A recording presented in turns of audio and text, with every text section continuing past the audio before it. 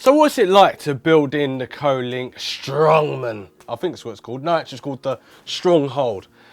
What's it like to build in this case? Well, from my point of view, the case is very simple and simplistic. It's just straightforward. If you're an amateur, you're gonna have no problems. And if you're a bit of a pro, you can do little things here and there, like I did, by tucking the cables from the front to the top, which controls your LED, power buttons, reset buttons, stuff like that, which is quite funny because there's no LED lights on this actual case, so I don't know where the LEDs are, but there is a cable that can connect to it, and there's also 2 reset switches. But anyway, on the top you can see that there's a nice filter, very easy to clean and wipe away, no problem whatsoever. It's magnetic, so once you wiped it, it's done.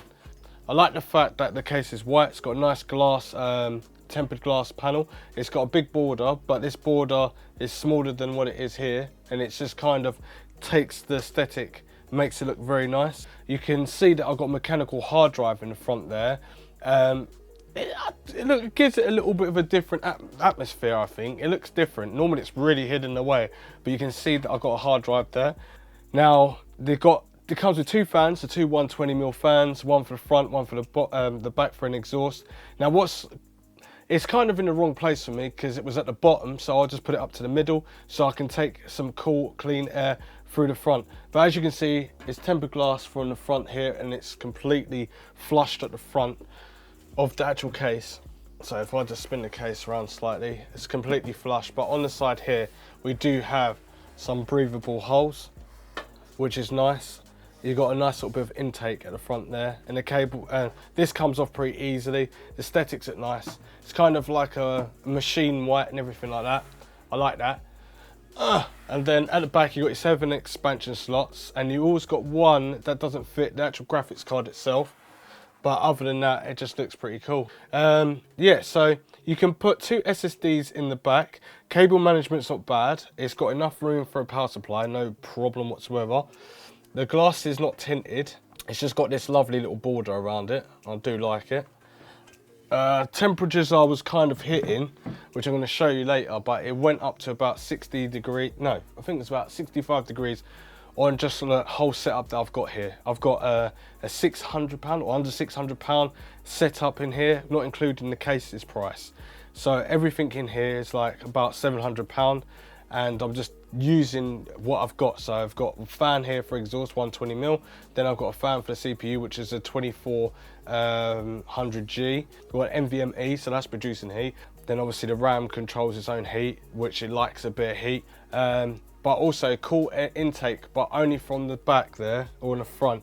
It's just going to be coming through the front there, so I'm not too sure about that. Where we've got the power supply, it's in its own little chamber, and at the moment it's nice and cool. But do you know, like a very cheap washing machine, that metal, it's really glossy, it looks nice. The only thing is, this doesn't come with instructions, so you kind of got to know what you're doing. But from an amateur's point of view, you know that you've got the slots there, or the slats that you can actually screw your fan to. Now, what I didn't like about it is that it's got 2 of these screws that normally screw really hard to plastic, and it kind of makes a good sealant.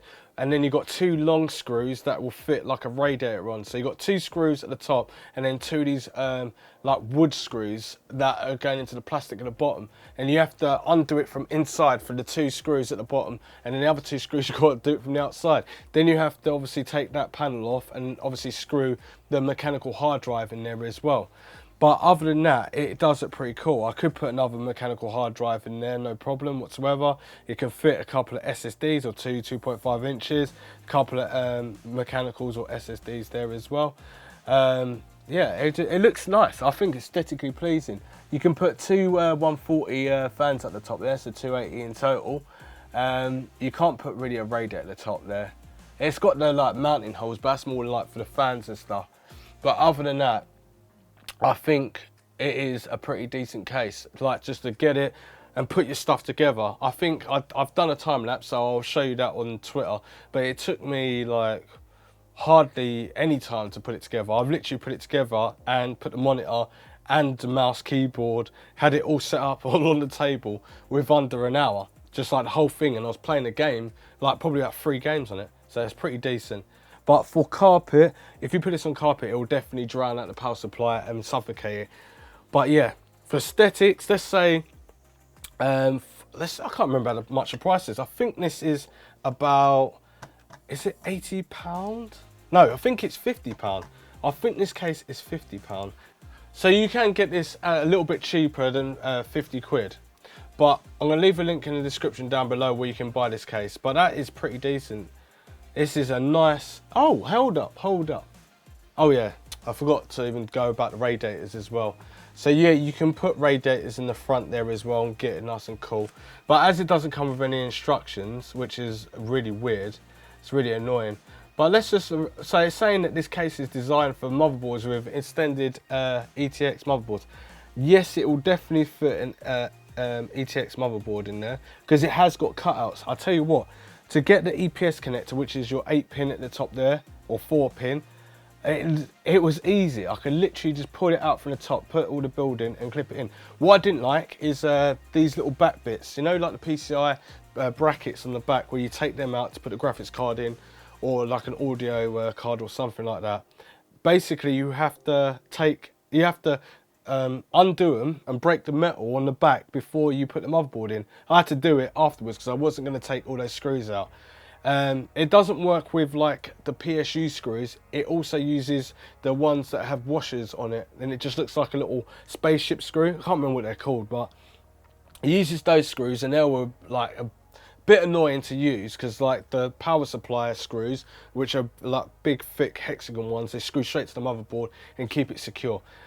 Yeah, other than that, you get a load of like screws with it and everything. Everything's like really good, and yes, it would fit with the motherboard and that in there, no problem whatsoever. Oh, the weight of it's 5.75 kilos without anything in there. A pre-installed Molex. I didn't get a pre-installed Molex. So it says that here, like 1 times 120mm Molex front, 120mm Molex rear. No, I didn't get that at all. You get USB 3, and I told you about, you get 2 reset switches, you get your hard disk LED light, and you get another connector, and then you get a power switch and a reset switch all on there, and then you get your HD audio, 1 USB, and then USB 3. So power supply says standard ATX up to 200mm, so it's optional. It did fit in there. I had like put all the cables on this side, and it's really nicely hidden. You can get that in black, but I've got this in white. Oh, maximum CPU cooler height, it's 160mm, which I don't really need to care about. Maximum GPU length is 380. I've got an RX 570 in there by Asus, which is the Strix version. I've got an NVMe by Corsair. I've got an Asus X350, B350 or something like that, I can't remember. B350F Gaming, so I've got that, and that's an RGB motherboard. Corsair 2000 and something RAM in there, because it's meant to be a budget build. And the power supply is just a Thermaltake power supply, 700 watts, a mechanical 1TB hard drive in there, and then it comes with 2 fans. It's a bit of a complete build, just to put it together and get on with it. But yeah, that's what we've got. So it's saying 3 times 3.5 inch and 3 2.5 internal. So that's how many SSDs or hard drives. Radiator, you can put 1 in the front, which is 280, and 240 at the top. So it's saying you could put a radiator at the top. But if that was me, I wouldn't put a radiator at the top, because if after I put the fans in, it's going to cover up the EPS connector, and then the radiator is it's just going to be awkward. That means that you'll have to literally take the motherboard out and feed the EPS connector in, and then do everything else afterwards. It's just a bit of a nightmare. But yeah, the case is pretty decent, and the screws were already for micro ATX rather than a normal standard ATX. So I had to find a little key that takes the screw stands off, and put them all in the right place. And yeah, then I was ready to go straight away. It is obviously steel as well and sprayed over, but it's like really glossy. It's like a really nice gloss over the top. They haven't really shied away from it. And on the top, you get a USB 2, and then it's saying, I can't hardly see that, it says auxiliary, but it's actually a 3.5mm jack for headphone and microphone. And no, sorry, it's 2 USB 2s and 1 USB 3, and then you've got RGB switch, a reset switch, hard drive indicator, and a power switch is on the left hand side. But I don't know whether they've got all those buttons on there because they've got another case that's got RGB. I've not got a clue. But for £50, yes, I do recommend it. So for aesthetics, it looks really nice and quite a pretty case. I'll give it, for its price of 50 quid, I'll give it 7 out of 10. For ease of use, I'll definitely give it 8 out of 10. It's really easy, no sharp objects or anything like that. And for cooling, I'd give it probably a 6 out of 10 because it's only got 2 fans in there. But technically, if you're going to be using it as a budget build, you want to get another CPU air cooler, and they've got decent space for the window, so it makes it nice and cool. Now let me put this glass back on and let me see what temperatures I can reach however it is. Now I've moved the fan up to the top so I can blow it over the top of the graphics card, and also to blow over the CPU and RAM, so I can just exhaust it straight out. I will sort this glass out in 1 second. I think it goes round that way actually. Right, so at the moment I'm at 43.5 degrees, and I'm gonna just like play a game. Oh, Fortnite's already on there in the background. Right, this is a budget obviously computer, and we're just using what we got to see what we can get and how cool the case can keep it. So obviously we've got the filter at the top. If we remove that filter, we'll put an extra fan on there to cool down the CPU and the MOSFETs and the chokes and stuff all the way around by the CPU area in the graphics card, and the RAM will be cool. So I'm going to see how much this heats up to while I've got AMD Ryzen on there as well. So we're already at 57 degrees on the screen. Now I haven't restarted this computer, I've just left it on all day like this, and in the room today it feels pretty warm. It feels about 25 degrees in here. So just trying Fortnite on here as it's the most popular game in the world, near enough. So when I actually get into a game, I'll see how much it's heating up to.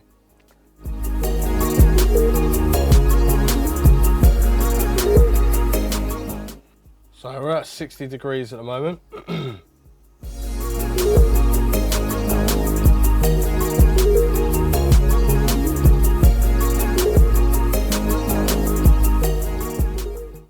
Still 59 degrees.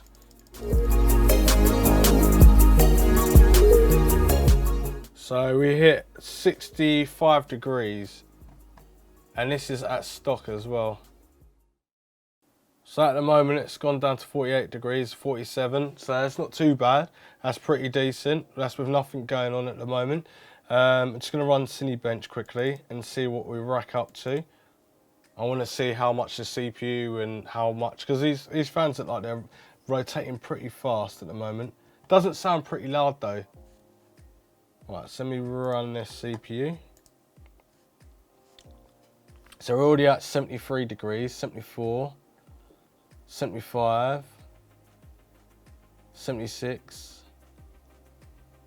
77, 78, 79, 78. So with it being stock, we're topping out at like 78, 79 degrees. It's like 80 degrees now.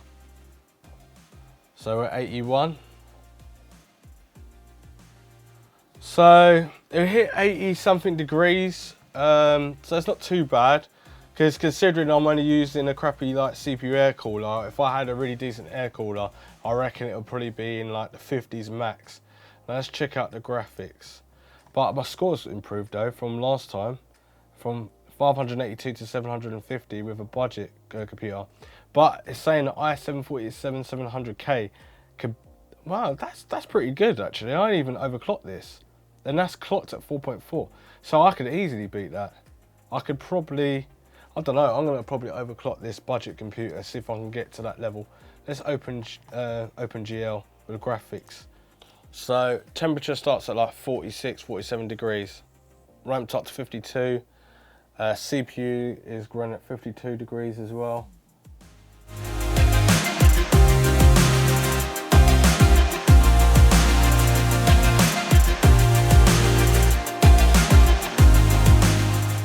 Right, so technically, when you look at the graphics card and the CPU, just with this setup alone, without getting any new CP cooler or fans to go in this case, we're looking at, with synthetic benchmarks as well, we're looking at 56 degrees between the graphics card and the CPU.